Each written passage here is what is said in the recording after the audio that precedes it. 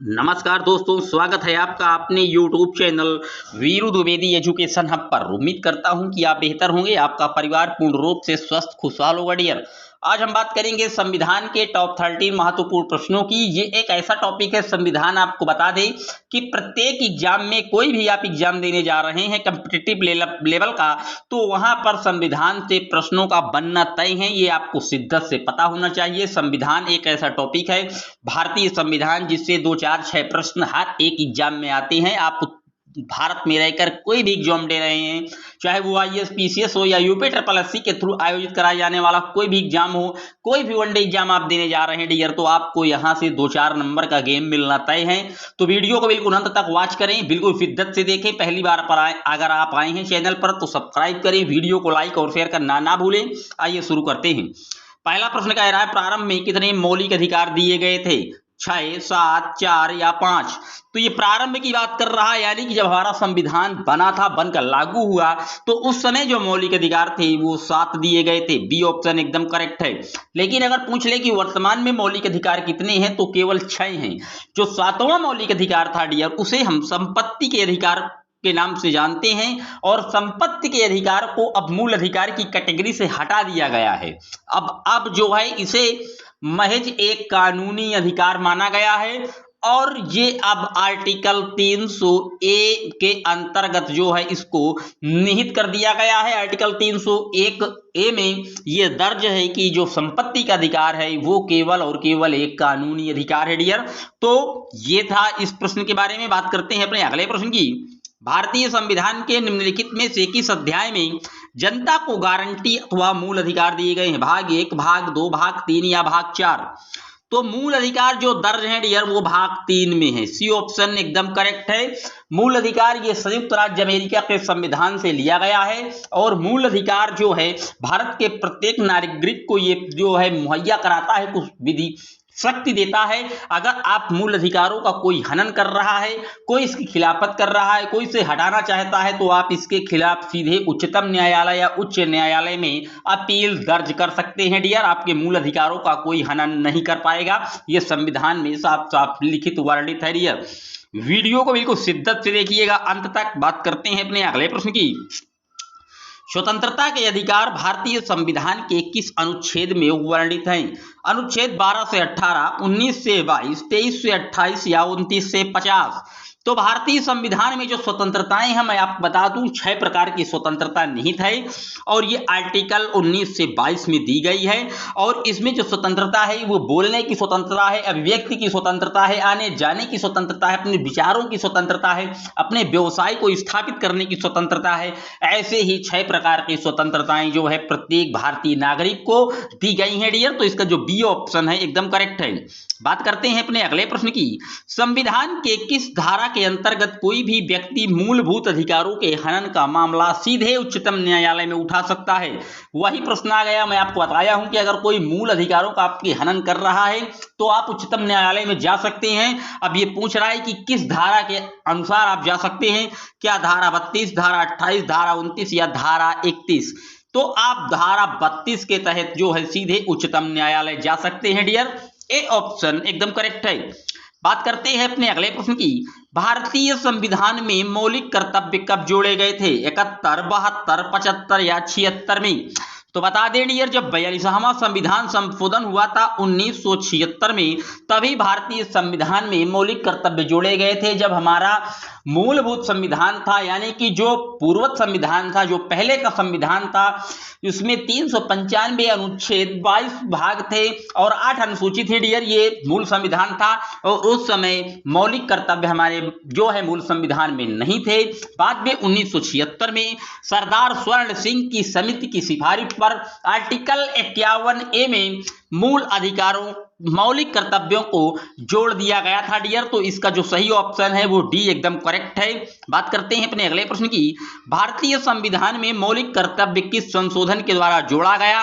अभी आपको बता चुका हूं कि भारतीय संविधान में जो मौलिक कर्तव्य है ये जो है 42वें संविधान संशोधन के तहत 1976 में जोड़ दिया गया था। तो सी ऑप्शन एकदम करेक्ट है। बात करते हैं अपने अगले प्रश्न की।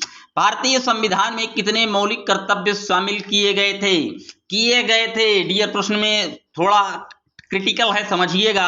जब मौलिक कर्तव्य शामिल किए गए थे तब तो मौलिक कर्तव्य 10 ही शामिल किए गए थे डियर, इसका बी ऑप्शन एकदम करेक्ट है। 1976 में मौलिक कर्तव्य मात्र 10 थे, लेकिन सन 2002 में जब 82वां संविधान संशोधन हुआ डियर, 86वां संविधान संशोधन जब 2002 में हुआ था, 86 अमेंडमेंट एक्ट, तो उस समय जो है भारतीय संविधान में 11वां मौलिक कर्तव्य जोड़ दिया गया। 86वां संविधान संशोधन याद रखिएगा 2002 में हुआ था, ये भी आप नोट कर लीजिए। और जब 11वां जोड़ दिया गया तो 11वां जो था वो प्रत्येक जो अभिभावक का फर्ज था कि प्रत्येक अभिभावक अपने 6 से 14 वर्ष तक के बच्चे को सरकारी प्राइमरी स्कूल में बेसिक शिक्षा मुहैया कराएगा, ये उसका फर्ज होगा, ये जोड़ दिया गया। तो प्रश्न पूछा था कि शामिल किए गए थे, तो आप मारेंगे बी ऑप्शन, 10 शामिल किए गए थे। अगर वर्तमान में पूछ लेता तो आप 11 मारते डियर। प्रश्नों को शिद्दत से समझिएगा, बिल्कुल एक एक प्रश्न आपको बिल्कुल महीन एकदम अच्छे तरीके से समझाते हुए चलूंगा। उम्मीद करता हूं कि आप प्रश्न एकदम अच्छे से समझ रहे होंगे। बात करते हैं अपने अगले प्रश्न की। भारत के संविधान में शामिल राज्य के नीति निर्देशक तत्वों की अवधारणा किस देश के संविधान से ली गई थी? ऑस्ट्रेलिया, यूएसए, कनाडा या आयरलैंड? तो जो नीति निर्देशक तत्व हैं डियर, ये लिए गए थे आयरलैंड के संविधान से। बता दें यहीं से राष्ट्रपति के और या उपराष्ट्रपति के जो निर्वाचन की प्रणाली है डियर, वो भी आयरलैंड से ही ली गई है। आयरलैंड से नीति निर्देशक तत्व लिए गए हैं। नीति निर्देशक तत्व जो होते हैं डियर, ये राज्य के लिए कल्याणकारी होते हैं और राज्य सरकार इसको लागू करने के लिए बाध्य नहीं है। वो चाहे तो लागू कर सकती है, ना चाहे तो लागू नहीं कर सकती। इसके लिए आप सुप्रीम कोर्ट या हाई कोर्ट में रिट दायर नहीं कर सकते। तो नोट रखिएगा, नीति निर्देशक तत्व सिद्धांत ये आयरलैंड से लिए गए हैं। डी ऑप्शन एकदम करेक्ट है। बात करते हैं अपने अगले प्रश्न की। भारतीय संविधान का भाग 4 निम्न में से किससे संबंधित है? संघ, राज्य, मौलिक अधिकार या राज्य के नीति निर्देशक तत्व? तो जो राज्य भारतीय संविधान का चौथा भाग है डियर, वो राज्य के नीति निर्देशक तत्वों से संबंधित है। डी ऑप्शन एकदम करेक्ट है। अगर भाग पहला पूछ लेता तो संघ है डियर। दूसरा राज्य, पहला जो है संघ से है, दूसरा राज्य, पहला जो है संघ और राज्य दोनों से है डियर, याद रखिएगा। पहले भाग में संघ और राज्य हैं, दूसरे भाग में नागरिकता का वर्णन है, और तीसरे में मौलिक अधिकार है, और चौथे में राज्य के नीति निर्देशक तत्व हैं। चारे ऑप्शन उम्मीद करता हूं चारों आपको क्लियर हुए होंगे। बात करते हैं अपने अगले प्रश्न की। राष्ट्रपति द्वारा राष्ट्रीय आपात की स्थिति की घोषणा किए जाने के बाद किस अवधि तक उसका अनुमोदन संसद के प्रत्येक सदन धारा में हो जाना चाहिए? 1 माह के भीतर, 2 महीने के भीतर, 6 माह के भीतर या 4 महीनों के भीतर? तो राष्ट्रपति द्वारा जो राष्ट्रीय आपात है इसकी घोषणा जो संसद के प्रत्येक सदन द्वारा हो जानी चाहिए, वो 1 माह के भीतर होनी चाहिए डियर, 1 माह। ए ऑप्शन एकदम करेक्ट है। बात करते हैं अपने अगले प्रश्न की।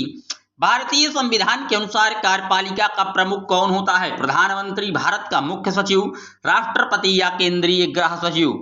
तो भारतीय संविधान का कार्यपालिका हो या न्यायपालिका हो या संघ पालिका हो, कोई भी पालिका हो, उसका जो मुख्य होता है वो सिर्फ और सिर्फ भारत के राष्ट्रपति होते हैं डियर।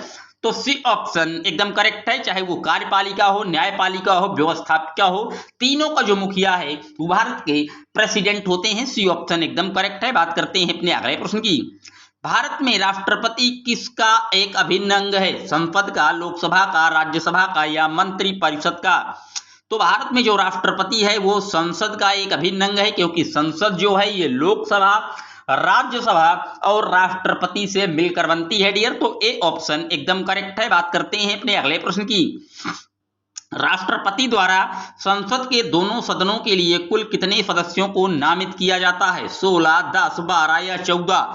तो राष्ट्रपति द्वारा जो संसद के दोनों सदन यहां लिखा है तो कुल होंगे 14।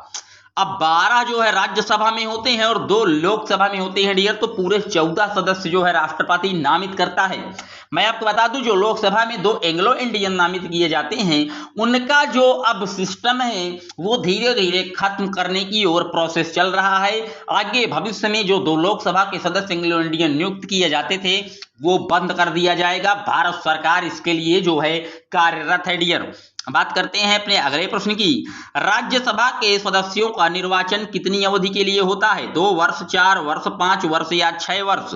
तो राज्यसभा का जो सदस्य है डियर वो 6 वर्ष उसका कार्यकाल होता है। डी ऑप्शन एकदम करेक्ट है। बता दें राज्यसभा जो है एक स्थायी सदन है और इसे जो है उच्च सदन के नाम से भी जानते हैं। और राज्यसभा में अधिकतम जो सदस्यों की संख्या हो सकती है वो 250 हो सकती है डियर, ये भी आप नोट रखिएगा। बात करते हैं अपने अगले प्रश्न की। राष्ट्रपति पद में रिक्त की स्थिति में उपराष्ट्रपति अधिकतम कितनी अवधि के लिए राष्ट्रपति के तौर पर कार्य कर सकता है? 3 महीने, 6 महीने, 1 वर्ष या 2 वर्ष? तो मान लीजिए कि राष्ट्रपति देश में नहीं है तो उपराष्ट्रपति केवल 6 महीने के लिए राष्ट्रपति का पद धारण करके उसका जो कार्य है वो संचालित करेगा राष्ट्रपति का उपराष्ट्रपति। लेकिन 6 महीने के बाद जो है राष्ट्रपति का मनोनयन जरूरी है डियर, उसका चुनाव करवाया जाएगा। और राष्ट्रपति का जो चुनाव है वो एकल संकल्पनीय और अप्रत्यक्ष तथा गुप्त मतदान के द्वारा राष्ट्रपति का चुनाव कराया जाता है, जिसमें हम और आप लोग भाग नहीं लेते, बल्कि हमारे द्वारा जो चुने गए विधायक, एमएलए, एमपीज होते हैं वो राष्ट्रपति के चुनाव में शिरकत करते हैं डियर। तो बी ऑप्शन एकदम करेक्ट है। बात करते हैं अपने अगले प्रश्न की। भारतीय संविधान के अनुसार निम्नलिखित में से क्या संवैधानिक निकाय है? वित्त आयोग, राष्ट्रीय विकास परिषद या योजना आयोग या उपरोक्त में से कोई नहीं? तो भारतीय संविधान का जो संवैधानिक निकाय है वो वित्त आयोग है और इसका जो वर्णन है वो आर्टिकल 280 में निहित किया गया है। अब बात आई है वित्त आयोग की, तो पहले वित्त आयोग के अध्यक्ष कौन थे? तो केसी नियोगी जी पहले वित्त आयोग के अध्यक्ष थे। वर्तमान में जो वित्त आयोग के अध्यक्ष हैं वो एन.के. सिंह हैं, जिनका नाम नंद किशोर सिंह है डियर, तो नोट रख लीजिएगा। बात करते हैं अपने अगले प्रश्न की। भारत के आकस्मिक निधि का संरक्षक कौन होता है? प्रधानमंत्री, सर्वोच्च न्यायालय का न्यायाधीश, राष्ट्रपति या वित्त मंत्री? तो भारत का जो आकस्मिक निधि का संरक्षक है वो वित्त मंत्री होते हैं। डी ऑप्शन एकदम करेक्ट है। वर्तमान में भारत के वित्त मंत्री निर्मला सीतारमण भी जी हैं, ये भी आप नोट कर लीजिएगा। बात करते हैं अपने अगले प्रश्न की। भारत में सरकार की संसदीय प्रणाली कहां से ली गई है? अमेरिका, रूस, ब्रिटेन या स्विट्जरलैंड से? तो जो भारत में संसदीय प्रणाली है ये ब्रिटेन से ली गई है। सी ऑप्शन एकदम करेक्ट है डियर। बात करते हैं अपने अगले प्रश्न की। राज्यसभा के सदस्यों के लिए न्यूनतम आयु कितनी है? 25, 21, 30 या 35? तो राज्यसभा का अगर सदस्य बनना है तो 30 वर्ष होनी चाहिए। सी ऑप्शन एकदम करेक्ट है।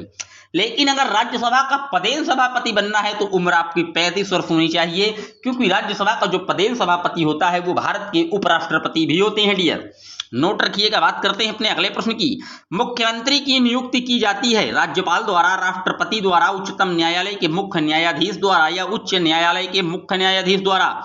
तो जो मुख्यमंत्री की नियुक्ति की जाती है किसी प्रदेश के, जब आप सीएम का चुनाव करते हैं, चीफ मिनिस्टर की नियुक्ति करते हैं, तो वो सिर्फ और सिर्फ उस राज्य के राज्यपाल या गवर्नर के द्वारा की जाती है। ए ऑप्शन एकदम करेक्ट है।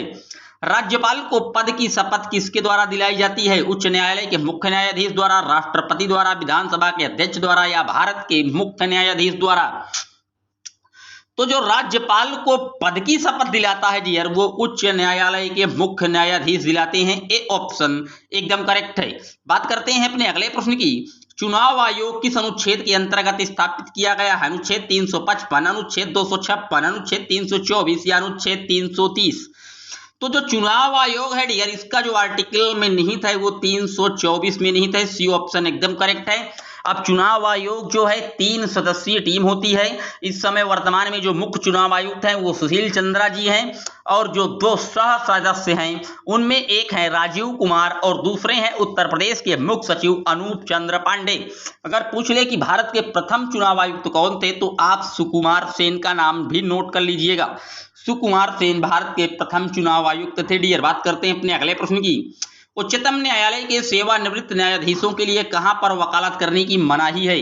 उच्चतम न्यायालय के अलावा किसी अन्य न्यायालय में, भारत के किसी भी न्यायालय में, या उच्च न्यायालय से नीचे किसी भी न्यायालय में, या किसी भी फौजदारी अदालत में?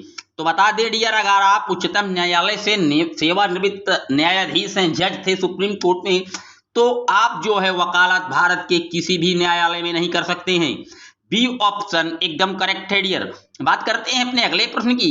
किस संविधान संशोधन द्वारा संसद में मतदान की आयु को कम करके 21 वर्ष से घटाकर 18 वर्ष कर दी गई थी। 42वां संविधान संशोधन, 44वां, 61वां या 73वां संविधान संशोधन। तो जो वोट डालने की आयु थी 21 वर्ष से 18 वर्ष जो की गई, वो 61वां संविधान संशोधन था। इसी में जो वोट डालने की मताधिकार की जो उम्र थी उसको 18 वर्ष कर दी गया था डियर। तो नोट रखिएगा। बात करते हैं आज के अपने अगले और अंतिम प्रश्न की ओर चलेंगे डियर, क्योंकि वीडियो थोड़ा लंबा बन रहा है। संविधान में इसमें 500 क्वेश्चन की सीरीज है डियर, फिर कराएंगे आपको। आज का अंतिम प्रश्न कह रहा है, किस अनुच्छेद के तहत भारत के राष्ट्रपति द्वारा संवैधानिक आपातकाल घोषित किया जा सकता है? 32, 56, 52 या 360? तो डियर, जब संवैधानिक प्रश्न में लिखा हो तब आप मारेंगे आर्टिकल 356, क्योंकि संवैधानिक का मतलब है किसी राज्य की जो संवैधानिक संचालन है, उस राज्य की जो सरकार है वो विफल है, तो वहां पर संवैधानिक आपातकाल घोषित किया जाता है।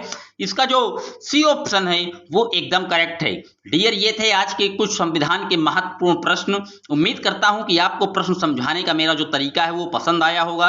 अगर आप चैनल पर पहली बार आए हैं तो एक बार वीडियो को जोरदारी के साथ शेयर करें, लाइक करें। मिलेंगे आपसे जल्द ही हम एक और वीडियो में।